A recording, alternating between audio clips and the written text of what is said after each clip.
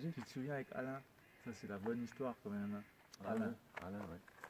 Purée. Alors, en fin de compte, on marchait hein, dans le camping et on fait toujours des marches de prière, donc on prie et tout ça. Et juste à côté de l'endroit où on fait meeting, il y avait toujours un drapeau de pirate, quoi. Hein. Mm.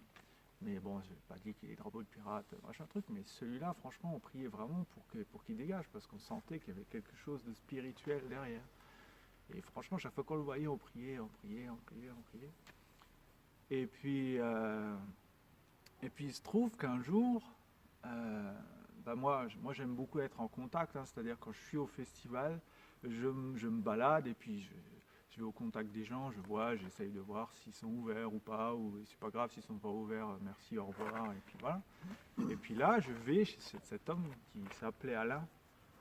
Il est, depuis, il est plus sur cette terre, mais j'ai pu aller le voir plusieurs fois quand même. Et je suis allé le voir, et puis parce que je voyais ce drapeau-là, et puis je me suis dit, tiens, il est dehors, je vais aller le voir. Et je me mets à son portail, et je dis, hey, c'est franchement, ce drapeau-là, juste à côté de notre festival chrétien, c'est pas cool, quoi. C'est comme ça. Il me dit, alors là, il me dit, tu le veux? Oh purée. Alors là, d'abord, j'ai dit, ah bah ouais, moi j'y croyais pas, j'ai dit ça pour rire, quoi. Non, il le descend, il me le donne, quoi, tu vois. Je ne sais pas si vous vous rendez compte ce que ça représentait pour nous. C'était vraiment pour moi un haut lieu spirituel qu'on venait d'arracher à l'ennemi, quoi. Je ne sais pas comment expliquer ça. Mais alors ce drapeau-là, je l'ai donné à Jean-Pierre parce que voilà, il était aussi tout fou. Hein. Je ne sais pas ce qu'il en a fait, mais en tout cas, voilà. Et puis après, ça m'a permis d'avoir quelques contacts avec cet homme. Et je suis sûr que tous les contacts qu'on a pu avoir avec lui, il y a quelque chose qui est resté dans son cœur.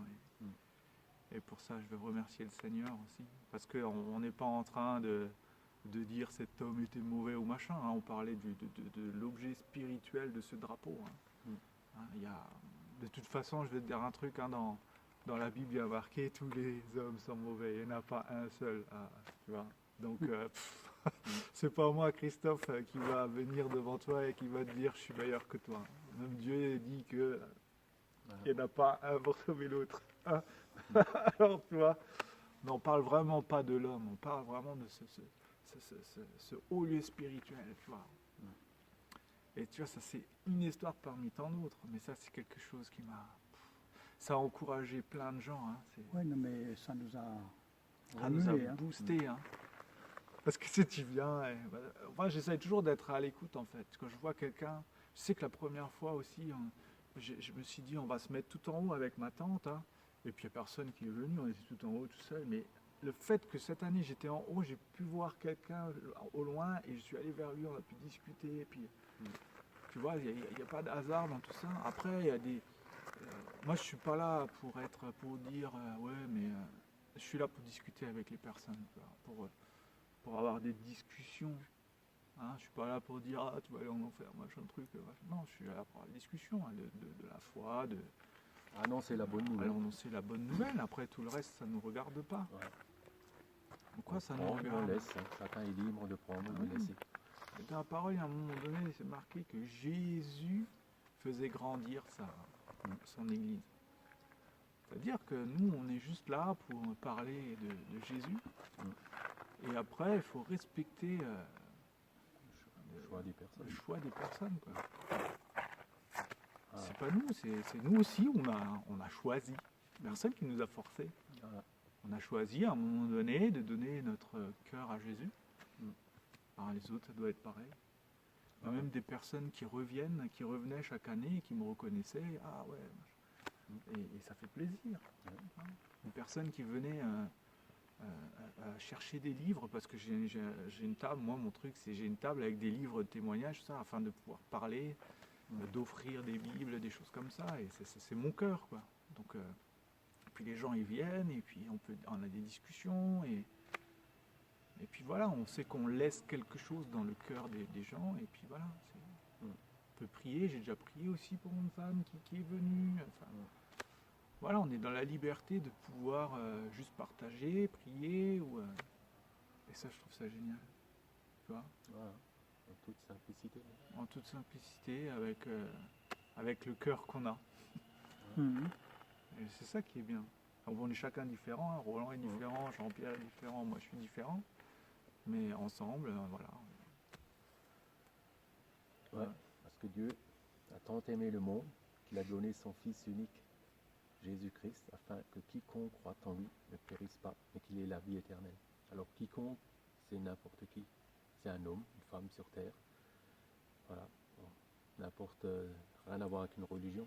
C'est juste, voilà. Ce quiconque, ça peut être toi. Alors, tu donnes sa vie, tu dis Seigneur Jésus, je viens à toi tel que je suis. Je demande pardon pour mes péchés. Voilà. Et tu verras ce qui se passe. Mais si tu le fais sincèrement, une prière sincère qui vient du cœur, ben, il agira. Parce il nous attend. Parce que lui, sa volonté, son vœu, c'est de vouloir sauver tout homme, chaque être humain. Quoi. C'est pour ça qu'il est mort à la croix. Ouais. Et c'est pas rien. Il a donné sa vie pour chacun d'entre nous. Ouais. Alors c'est un Dieu merveilleux, tu peux lui faire confiance, il est là tout le temps. Au jour où tu le laisses entrer dans ton cœur, ben, il va y rester aussi longtemps que tu le veux. Voilà. Demeurer dans ton cœur, jour et nuit, et tu ne seras plus jamais seul. Et c'est pas une religion, mais une relation de tous les jours. Une relation d'amour, un cœur à cœur avec Dieu. Ouais, tu sais que des fois, hein, quand je parlais comme ça avec des gens, il y a des personnes qui disaient Ouah, tu parles avec Dieu. Enfin, pas dans le sens où c'est incroyable, dans le sens où tu te permets, quoi. Ouais, ouais. Bah ouais, je me permets. Mhm. Parce que c'est un Père, hein. C'est notre Père céleste. Et on peut lui parler, hein, comme peut chaque lui enfant parler. peut parler à son Père. Tu es, Terrestre. tu es en colère. Dis-lui que tu es en colère. Ouais. Tu vois, tu es joyeux. Dis-lui, ouais, je suis joyeux. Moi, je me lève le matin. Je sais que des fois, ben, je vais un peu souffrir dans la journée. Ben, je profite quand je souffre pas de dire merci Seigneur pour cette belle journée. Mhm. Tu vois, je me lève le matin, je souris. Voilà. Voilà. Après, la journée n'est pas forcément toujours facile. Ouais, Ça, tu c'est pas ce qu'on proclames. dit. Tu proclames une belle journée. Mais voilà, c'est. Tu as un problème avec lui, bah dis-lui. Dis-lui le problème que tu as avec lui. Pourquoi est-ce qu'on doit passer par ces trucs religieux, machin, tout ça? Dieu n'est pas religieux. Dieu n'est pas pour la religion. Je vais te choquer peut-être, hein, mais Dieu n'est pas pour la religion. L'homme, c'est l'homme qui a fait les religions, c'est pas Dieu. Tu vois. Lui, ce qu'il veut, c'est simplement avoir une relation avec toi. Tu sais, moi, il y a un truc. Quand je lis la Bible, hein, il y a un truc qui me donne des frissons. C'est tous ces hommes qui étaient à l'époque, hein, la croix n'était pas encore là. Ils avaient une relation, ils parlaient avec lui. Tu vois. Aujourd'hui, je vais te dire un truc, mais quand tu as besoin de prier, tu as besoin de personne. Tu pries. Tu vois. C'est incroyable le nombre de gens qui passent par d'autres personnes pour pouvoir prier. Ça. Alors je dis pas, tu vois, il y a à un moment donné, quand on vient à Christ et tout ça, on a besoin d'un coup de main, tout ça, mais à un moment donné, voilà, tu sais, c'est comme un bébé, tu vois, un bébé, bah, si tu lui donnes pas à manger, il va mourir.